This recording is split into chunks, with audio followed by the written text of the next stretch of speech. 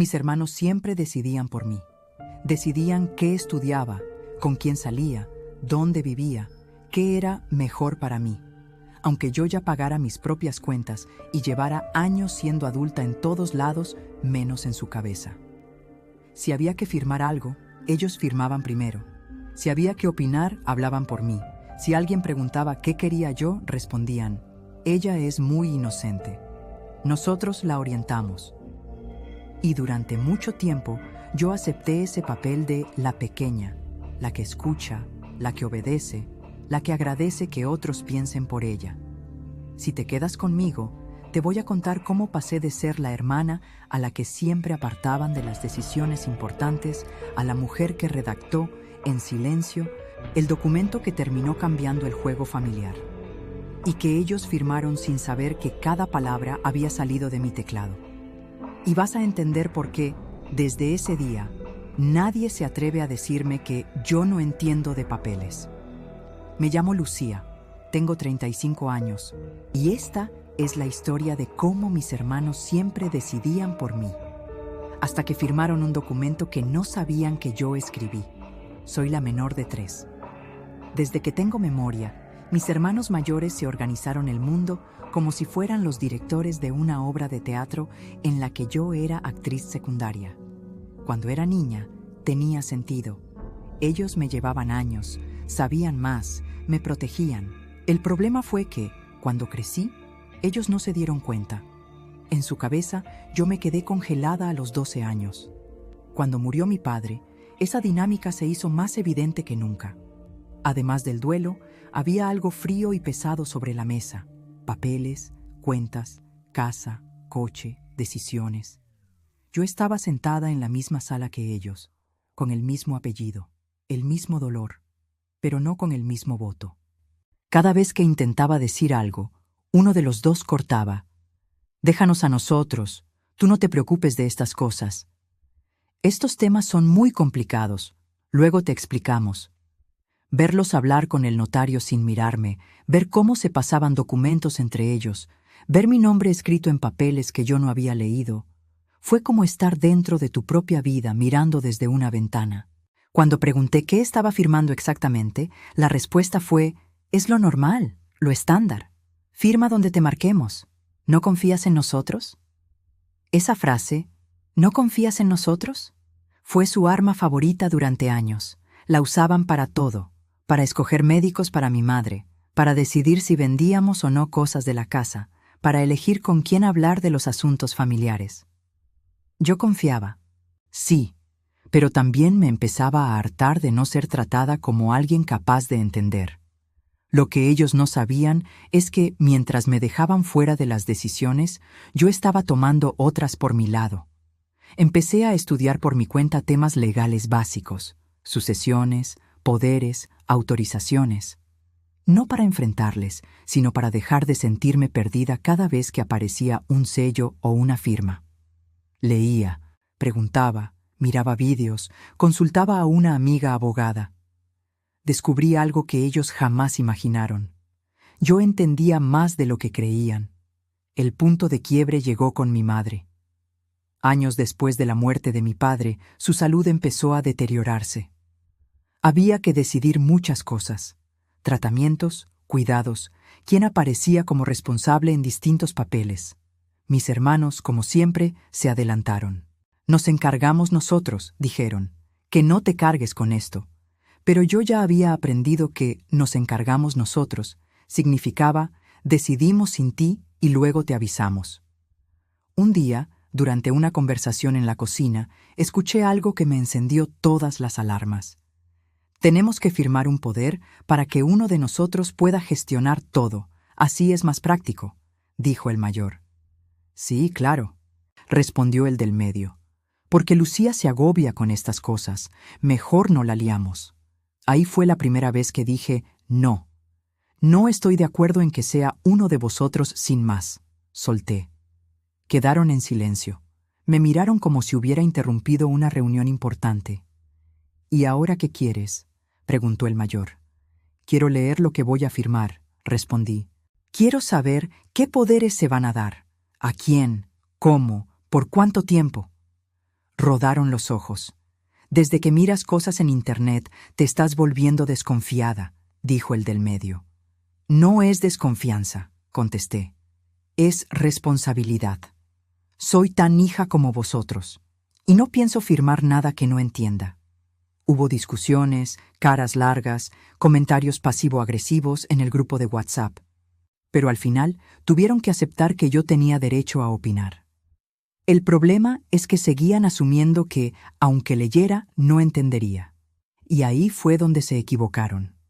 El notario con el que habían trabajado hasta entonces era amigo del mayor. Todo se hacía rápido, de confianza.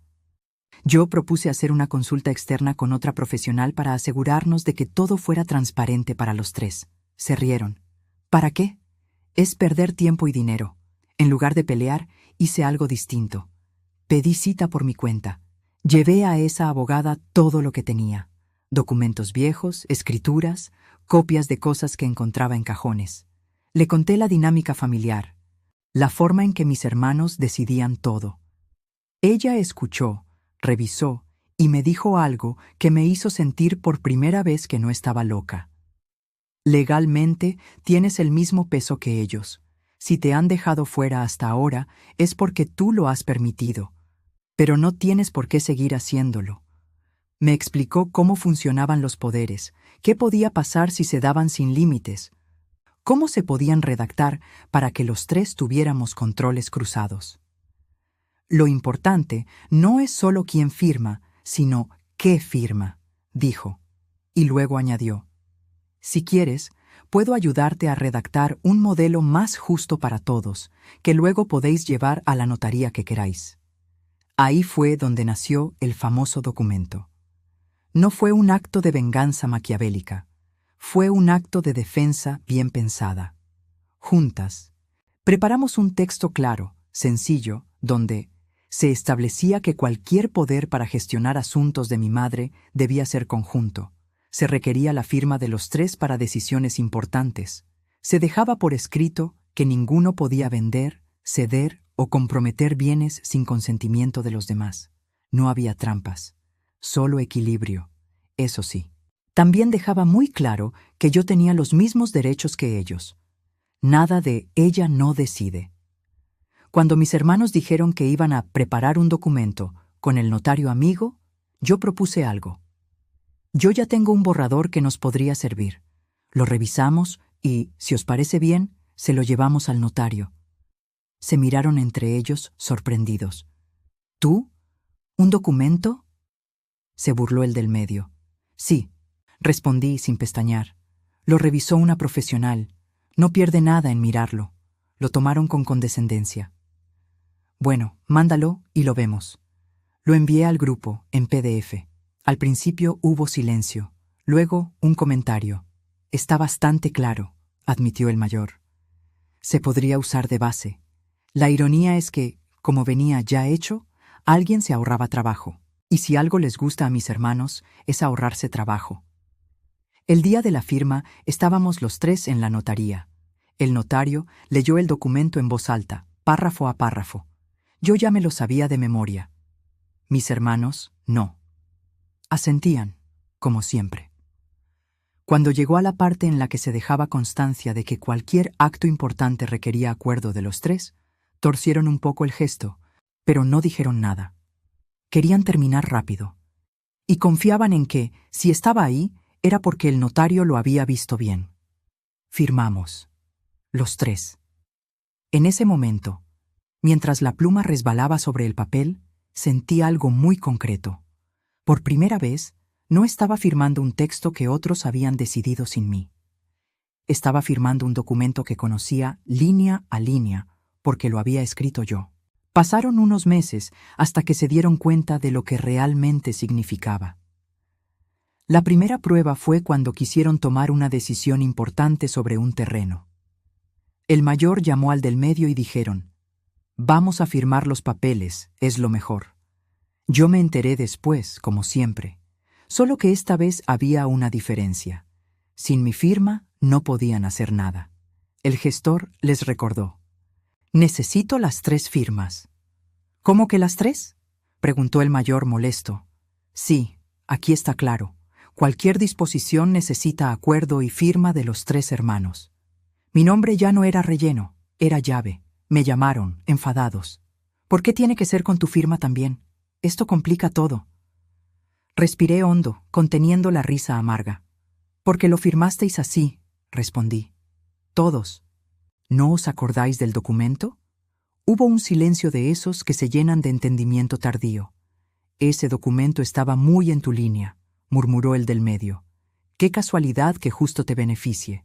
Beneficia a todos, corregí.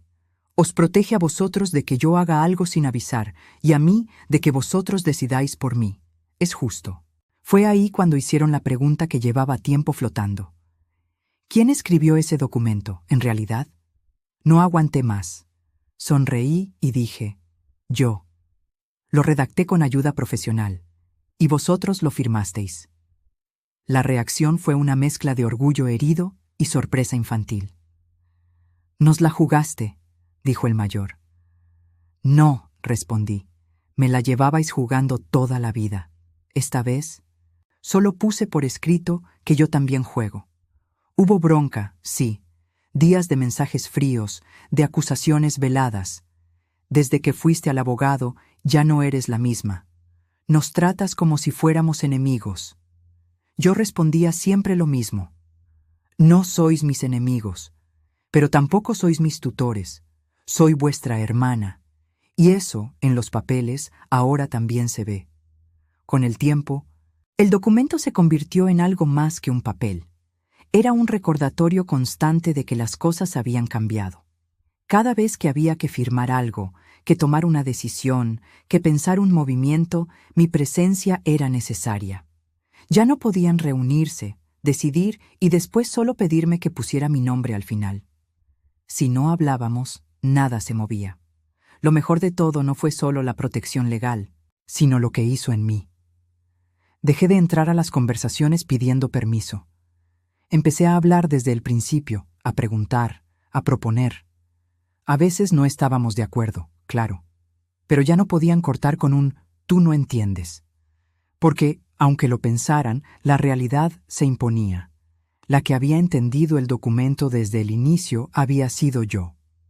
Si tú estás escuchando esto y sientes que, en tu familia, tus hermanos o cualquier otra persona, siempre deciden por ti, porque tú no sabes, porque tú te agobias, porque lo hacen por tu bien, quiero que te lleves algo de esta historia. Ser la pequeña, la sensible o la callada no te hace menos dueña de tu vida, ni menos responsable de tu firma. Puedes aprender, preguntar, informarte, buscar ayuda profesional y un día, sin hacer escándalo, poner por escrito que tú también cuentas. Mis hermanos siempre decidían por mí. Durante años me bastaba con un asiento en la mesa, aunque no me dieran voz. Hasta que entendí que tener un lugar en la mesa no sirve de nada si no puedes tocar los cubiertos. Ese día me senté frente a un teclado, escribí el documento que yo necesitaba que existiera y, con la calma de quien sabe lo que hace, los vi firmarlo.